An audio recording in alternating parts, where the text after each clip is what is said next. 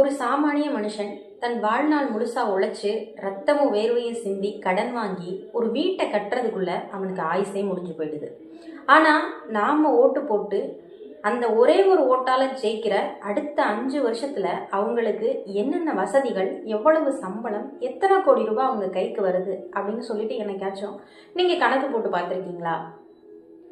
வணக்கம், நான் தான் உங்க சுபா. முதல்ல இந்த அடிப்படை அரசியல் சேனலை நாம எதுக்காக தொடங்கி இருக்கோம் அப்படின்னு சொல்லிடுறேன்.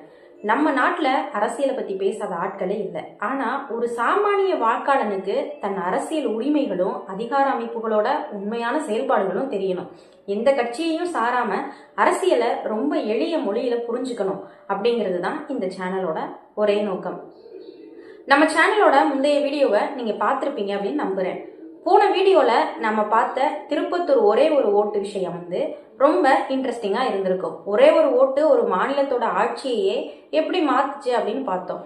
நாம போடுற ஒரு ஓட்டுக்கு எவ்வளவு பவர் இருக்கு அப்படின்னு சொல்லிட்டு அந்த வீடியோல பார்த்தோம். அந்த வீடியோவை பார்த்த எல்லாருக்கும் அந்த விஷயம் தெளிவா புரிஞ்சிருக்கும். ஒருவேளை நீங்க அந்த வீடியோவை பார்க்கல அப்படின்னா கீழே டிஸ்கிரிப்ஷன்ல லிங்க் தரேன், கண்டிப்பா போயிட்டு செக் பண்ணி பாருங்க. இன்னைக்கு நாம பார்க்க போற விஷயம் அதை விட ரொம்ப ஃபயரான விஷயம். நாம கஷ்டப்பட்டு வெயில்ல நின்று வரிசையில காத்து கிடந்து ஒருத்தருக்கு ஓட்டு போட்டு ஜெயிக்க வைக்கிறோமே நம்ம ஊர் எம்எல்ஏ, அவருக்கு அரசாங்கம் மாசம் எவ்வளவு சம்பளம் தருது?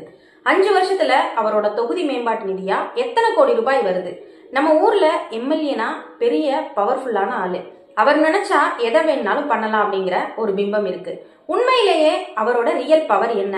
அவரால் எதை பண்ண முடியும், எதை பண்ண முடியாது? இன்னைக்கு இந்த எம்எல்ஏவோட பவர் கேம் பத்தி தான் நாம அக்குவேர் ஆணிவேரா உடைச்சு பேச போறோம். இந்த வீடியோவை முழுசா பாருங்க. அப்பதான் நாளைக்கு உங்க ஊர்ல உள்ள எம்எல்ஏ உங்க தெருவுக்கு வரும்போது நீங்க தலை நிமிர்ந்து நின்று அவர்கிட்ட சரியான கேள்விய கேட்க முடியும். சரி, முதல்ல விஷயத்துக்கு வருவோம். நம்ம ஊர் எம்எல்ஏவுக்கு மாசம் எவ்வளவு சம்பளம்? அதுக்கு முன்னாடி ஒரு விஷயத்த நான் உங்களுக்கு தெளிவுபடுத்த விரும்புறேன்.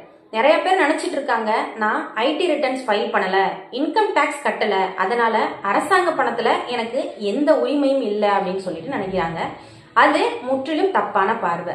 காலையில எந்திரிச்சு நீங்க வாங்குற ஒரு பால் பாக்கெட்ல இருந்து டீ, பிஸ்கெட்டு, உங்க போனுக்குடைய ரீசார்ஜ், பைக்குக்கு நீங்க போடக்கூடிய பெட்ரோல், இது எல்லாத்துலயுமே நீங்க ஜிஎஸ்டி அப்படிங்கிற மறைமுக வரியை கட்டுறீங்க. ஒரு சாதாரண ஏழை வாங்கக்கூடிய பிஸ்கட் பாக்கெட்ல இருந்து கோடீஸ்வரர் வாங்கக்கூடிய காரு வரைக்கும் எல்லாரும் வரிப்பணம் கட்டுறோம். அந்த வரிப்பணத்துல இருந்துதான் நம்ம எம்எல்ஏவுக்கு சம்பளம் போகுது. அப்போ அவங்களுக்கு எவ்வளவு சம்பளம்னு நாம தெரிஞ்சுக்கணும். தமிழ்நாட்டுல ஒரு எம்எல்ஏவுக்கு கிடைக்கிற மாதாந்திர வருமானத்தோட ரியல் கணக்கை நாம இப்ப பார்ப்போம். எம்எல்ஏவுக்கு அடிப்படை சம்பளமா, அதாவது பேசிக் சேலரியா அரசாங்கம் அவங்களுக்கு 30,000 ரூபாய் தருது. தொகுதிப்படி, அதாவது கான்ஸ்டிடியூவன்சி அலவுன்ஸ், அவர் தொகுதியை சுத்தி பார்க்கணும், ஆபீஸ் மெயின்டைன் பண்ணணும், இது எல்லாத்துக்கும் சேர்த்து ஒரு 25,000 ரூபாய் தருது. தொடர்பு மற்றும் தபால் படி, அதாவது telephone and postal allowance, phone பேசுறதுக்கும் லெட்டர் அனுப்புறதுக்கும் அவருக்கு 7,500 ரூபாய் தருது. அது மட்டும் இல்லாம ஒருங்கிணைந்த படி, கன்சாலிடேட்டட் அலவுன்ஸ் சொல்லிட்டு இதர தினசரி செலவுகளுக்காக ஒரு 42,500 ரூபாய் தருது. மொத்தம் மாசம் 1,05,000 ரூபாய் நம்ம எம்எல்ஏவுக்கு சம்பளமா போகுது. தினசரி படி, டெய்லி அலவுன்ஸ், சட்டமன்ற கூட்டத்தொடர் நடக்கும்போது ஒரு நாளைக்கு தனியா 1000 ரூபாய் தர்றாங்க. இலவச பயணம்னு பார்த்தோம்னா தமிழ்நாடு அரசு பேருந்துகள்ல வாழ்நாள் முழுவதும் இலவச பயணம். ரயில்வேல ஃபர்ஸ்ட் கிளாஸ்ல அல்லது ஏசி 3 டயர்ஸ்ல இலவசமா அவங்க பயணம் பண்ணிக்கலாம். மருத்துவ சலுகை அப்படின்னு பார்த்தோம்னா எம்எல்ஏ மற்றும் அவங்களோட குடும்பத்தினருக்கு அரசு மற்றும் அரசு அங்கீகரிக்கப்பட்ட தனியார் மருத்துவமனைகள்ல 100% இலவச மருத்துவமும் இருக்கு. வாழ்நாள் ஓய்வூதியமா, அதாவது பென்ஷன், ஒரு முறை எம்எல்ஏவா இருந்துட்டாலே அவங்க ஆயுசு முழுக்க மாசம் 30,000 ரூபாய் பென்ஷனா அவங்களுக்கு கிடைக்குது. கொஞ்சம் யோசிச்சு பாருங்க, நாம ஒரு கம்பெனில 10 வருஷம் ரத்தமும் வேர்வையும் சிந்தி உழைச்சாலும் இந்த மாதிரியான சலுகைகள் நமக்கு கிடைக்குமா? ஆனா நம்ம வரிப்பணத்துல இருந்துதான் இதெல்லாம் அவங்களுக்கு போகுது. அப்போ நமக்காக உழைக்க வேண்டியது அவங்களோட தார்மீக கடமையா இல்லையா? சரி, சம்பளம் ஓகே. அடுத்து தொகுதி வளர்ச்சிக்கு அரசு எவ்வளவு காசு அவங்களுக்கு தருது? அதுதான் தொகுதி மேம்பாட்டு நிதி அப்படின்னு சொல்லக்கூடிய எம்எல்ஏ கான்ஸ்டிடியூவன்சி டெவலப்மெண்ட் ஸ்கீம். தமிழ்நாட்டுல ஒரு எம்எல்ஏவுக்கு அவரோட தொகுதி வேலைக்காக வருஷத்துக்கு 3 கோடி ரூபாய் தர்றாங்க. ஒரு எம்எல்ஏவோட பதவி காலம் 5 வருஷம். அப்போ 5 வருஷத்துக்கு கணக்கு போட்டு பார்த்தா மொத்தம் 15 கோடி ரூபாய். 15 கோடி ரூபாய் அப்படிங்கிறது ஒரு தொகுதிக்கு மிகப்பெரிய தொகை. ஆனா இங்கதான் மக்களாகிய நாம ஒரு பெரிய விஷயத்த புரிஞ்சுக்கணும். 15 கோடி ரூபாய் எம்எல்ஏ கைக்கு பணமா வருமா அப்படின்னு கேட்டா கண்டிப்பா வராது. அரசியலமைப்பு சட்டப்படி அந்த 15 கோடி ரூபாயும் மாவட்ட ஆட்சியரோட, அதாவது டிஸ்ட்ரிக்ட் கலெக்டரோட கணக்குல தான் இருக்கும். எம்எல்ஏ அப்படிங்கிறவங்க வெறும் பரிந்துரையாளர் மட்டும்தான், அதாவது ரெக்கமெண்டர். இந்த நிதியை எப்படி செலவிடுறாங்க, எந்தெந்த வேலைகளுக்கு இந்த நிதியை செலவழிக்கலாம்னு பார்க்கலாம். அரசு பள்ளிகளுக்கு கூடுதல் வகுப்பறைகள் கட்டுறதுக்கும் கணினி மையங்கள் கட்டுறதுக்கும் இந்த நிதியை பயன்படுத்தலாம். ஊரக பகுதிகளில் காங்கிரீட் சாலைகள் அமைக்கிறதுக்கும் சிறிய பாலங்கள் அமைக்கிறதுக்கும் இந்த நிதியை பயன்படுத்தலாம். பொது குடிநீர் சுத்திகரிப்பு நிலையங்கள், அதாவது RO பிளான்ட்ஸ் அமைக்கிறதுக்கும் மேல்நிலை நீர்த்தேக்க தொட்டிகள் கட்டுறதுக்கும் இந்த நிதியை பயன்படுத்தலாம். அரசு மருத்துவமனைகளுக்கு தேவையான உபகரணங்களை வாங்கி தர்றதுக்கு இந்த நிதியை பயன்படுத்தலாம். எந்தெந்த வேலைகளுக்கு இந்த நிதியை செலவழிக்க கூடாது அப்படின்னு சொல்லிட்டு நாம தெரிஞ்சுப்போம். தனியாருக்கு சொந்தமான இடங்கள்ல வேலை செய்ய கூடாது. வழிபாட்டு தலங்கள்ல உட்புறமாக பராமரிப்பு பணிகளுக்கு இந்த நிதியை பயன்படுத்த கூடாது. தனிநபர்களுக்கு நிதி உதவியோ அல்லது நிவாரணமோ கொடுக்க கூடாது. எம்எல்ஏ லெட்டர் எழுதி கலெக்டருக்கு அனுப்புவாரு. கலெக்டர் ஓகே சொன்னதும் அரசு இன்ஜினியர்கள் மூலமா டெண்டர்கள் விடப்படும். அங்கதான் ஒப்பந்ததாரர்கள், அதாவது கான்ட்ராக்டர்ஸ் உள்ள வர்றாங்க. நம்ம நிஜத்தை பேசணும் அப்படின்னா சில இடங்கள்ல 10% முதல் 15% வரை கமிஷன் கைமாறுது அப்படிங்கிற குற்றச்சாட்டு பல காலமா இருந்துகிட்டு இருக்கு.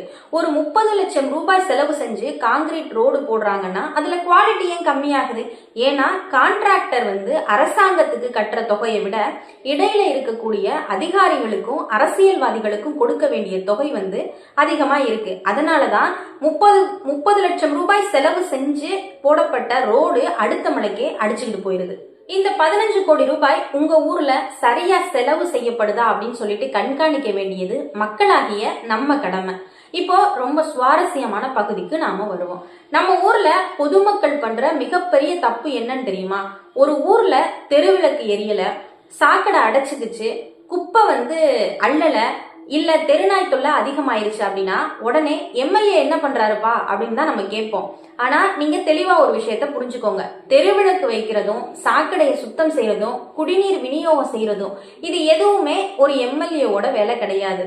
அதுக்காக தான் நம்ம ஊர்ல வார்டு கவுன்சிலர்ஸ், ஊராட்சி மன்ற தலைவர்கள், நகராட்சி தலைவர்கள் இவங்க எல்லாம் இருக்காங்க. இது ஒரு உள்ளாட்சி அமைப்புகளோட வேலை, அதாவது லோக்கல் பாடிஸோட வேலை.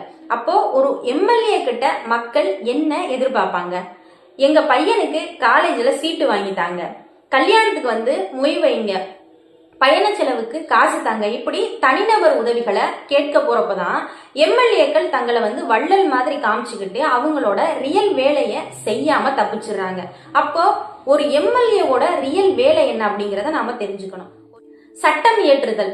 தமிழ்நாட்டுக்கு தேவையான புதிய சட்டங்களை அசம்பிளியில விவாதிச்சு அந்த சட்டத்தை உருவாக்குறது. உதாரணமா கல்வி கடன் ரத்து, பெண்களுக்கு இலவச பயணம், விவசாய கடன் தள்ளுபடி போன்ற கொள்கை முடிவுகளை எடுக்கிறது தான். அது மட்டும் இல்லாம சட்டமன்றத்துல கேள்வி கேட்கிறது. ஒரு எம்எல்ஏவோட உண்மையான அதிகாரம் அவரோட குரல்ல தான் இருக்கு. கேள்வி நேரத்துல அங்க அதாவது சட்டமன்றம் நடக்கும்போது என் தொகுதியில இருக்கக்கூடிய அரசு மருத்துவமனைகள்ல டாக்டர் இல்ல, ஏன் நியமிக்கல அப்படின்னு சொல்லிட்டு சம்பந்தப்பட்ட அமைச்சரை பார்த்து நேரடியா கேள்வி கேட்கிற பவர் எம்எல்ஏவுக்கு இருக்கு. உங்க ஊர்ல ஒரு ஆலை தண்ணிய மாசுபடுத்துதுன்னு வச்சுக்குவோம். அத சட்டமன்றத்தோட கவனத்துக்கு கொண்டு அந்த ஆலைய மூட வைக்கிற அதிகாரம் அவங்களுக்கு தான் இருக்கு. ஒரு எம்எல்ஏ அப்படிங்கிறவங்க 5 வருஷத்துல சட்டமன்றத்துல எத்தனை நாள் ஆஜராயிருக்கிறாரு, உங்க ஊர் பிரச்சனைக்காக எத்தனை தடவை பேசியிருக்கிறாரு அப்படின்னு சொல்லிட்டு பாக்குறது தான் அவரோட உண்மையான ஆடிட். இன்னைக்கு இந்த வீடியோவை பார்த்துக்கிட்டு இருக்க நீங்க உங்க ஊர் எம்எல்ஏவை எப்படி நீங்க மதிப்பீடு செய்யறது அப்படின்னு யோசிச்சீங்க அப்படின்னா ஒரு 3 எளிய வழிகள்ல நீங்க அவரை மதிப்பீடு செய்யலாம். RTA, அதாவது தகவல் அறியும் உரிமை சட்டம் வழியா உங்க மாவட்ட ஆட்சியர் அலுவலகத்துக்கு ஒரு RTI மனு போடுங்க. கடந்த 5 ஆண்டுகள்ல எங்க தொகுதி எம்எல்ஏ தனது 15 கோடி ரூபாய் தொகுதி நிதிய எந்தெந்த திட்டங்களுக்கு செலவிட்டு இருக்காரு அப்படின்னு சொல்லிட்டு கேளுங்க. ஒரு முழு லிஸ்டும் உங்க கைக்கு வந்துடும். 2வது என்ன அப்படின்னு பார்த்தோம்னா சட்டமன்ற பதிவுகள். தமிழ்நாடு சட்டமன்ற அதிகாரப்பூர்வ இணையதளத்துல உங்க எம்எல்ஏவோட வருகை பதிவு மற்றும் அவர் சட்டமன்றத்துல பேசிய பேச்சுகளோட விவரங்கள் அங்க இருக்கும். அதை நீங்க செக் பண்ணி பார்க்கலாம். 3வது என்ன மாதிரியான விஷயம்னா தொகுதி அலுவலக அணுகுமுறை. அவர் தொகுதியில் அமைந்திருக்கக்கூடிய அலுவலகம் எப்போதும் திறந்திருக்கா, மக்கள் போய் அவங்க கிட்ட டைரக்டா மனு கொடுக்க முடியுதா அப்படின்னு சொல்லிட்டு செக் பண்ணி பார்த்து நீங்கள அவரை வேல்யூ பண்ணலாம். சுருக்கமா சொல்லணும்னா நம்ம ஊர் எம்எல்ஏவுக்கு மாசம் 1 லட்சத்துக்கு மேல சம்பளமும் படிகளும் போகுது. 5 வருஷத்துக்கு 15 கோடி ரூபாய் தொகுதி மேம்பாட்டு நிதியா வருது.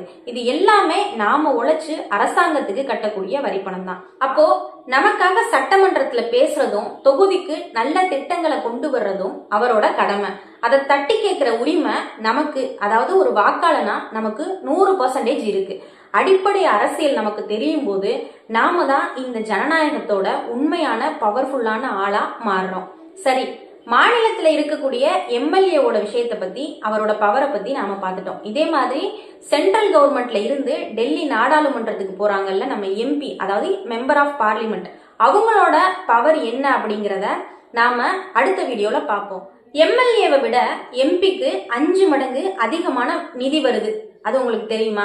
ஆமாங்க, 5 வருஷத்துக்கு 25 கோடி ரூபாய் தொகுதி நிதி, மாசம் 2.5 லட்சத்துக்கு மேல சம்பளமும் சலுகைகளும்.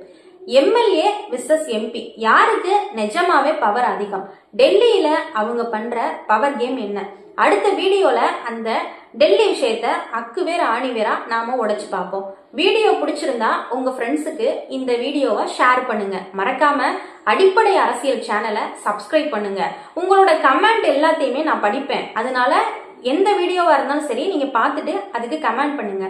கற்பி ஒன்று சேர் புரட்சி செய். நன்றி, வணக்கம்.